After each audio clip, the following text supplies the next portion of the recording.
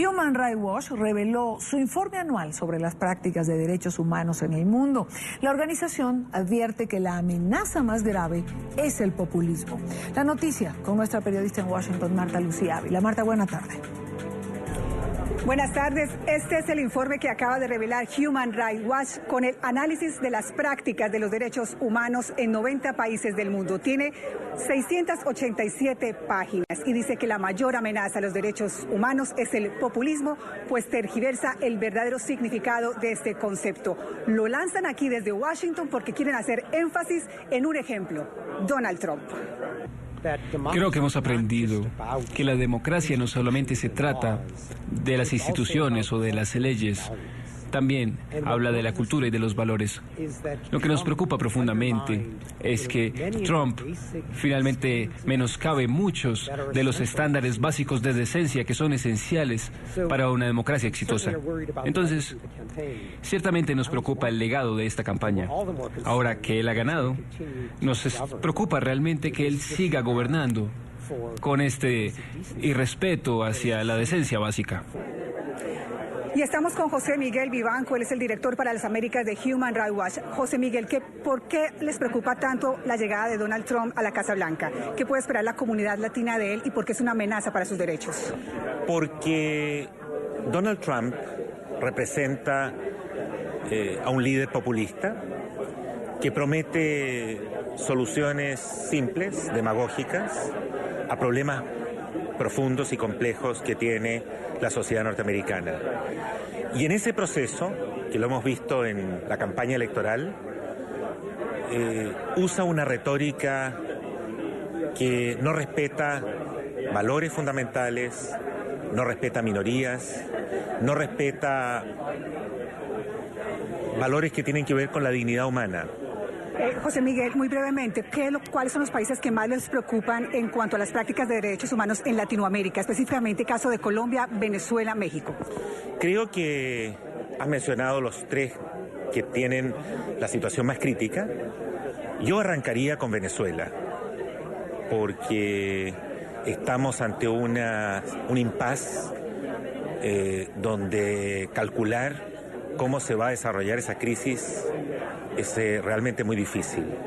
La conducta del régimen de Maduro, absolutamente recalcitrante, de aferrarse al poder a cualquier precio, de desconocer normas básicas de un régimen mínimamente democrático y de encarcelar a sus opositores y perseguirlos, igualmente a los medios, es cada vez más crítica, cada vez más grave.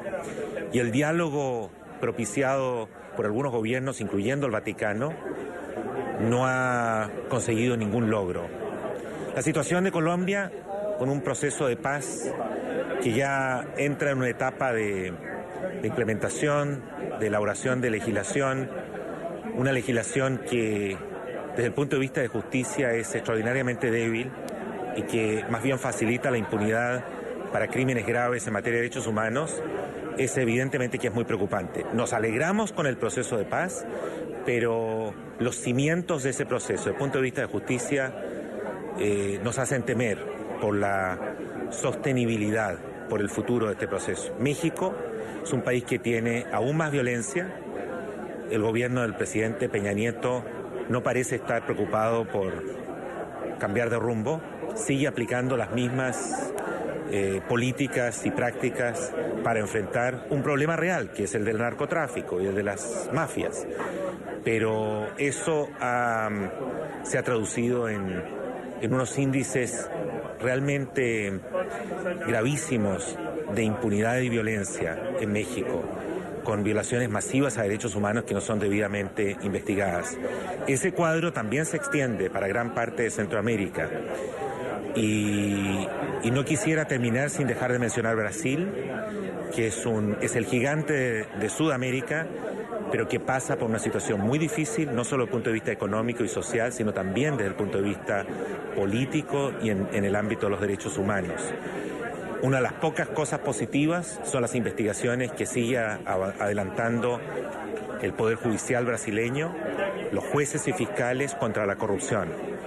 Pero lo que hemos podido presenciar en los últimos días, como son la violencia en las prisiones, con más de 100 muertos en distintas prisiones brasileñas, muestra que el régimen, que el gobierno de Brasil a nivel federal ha abandonado, ha abdicado de sus obligaciones de mantener un control al interior de las prisiones e imponer un mínimo orden, y las ha dejado en manos de las mafias.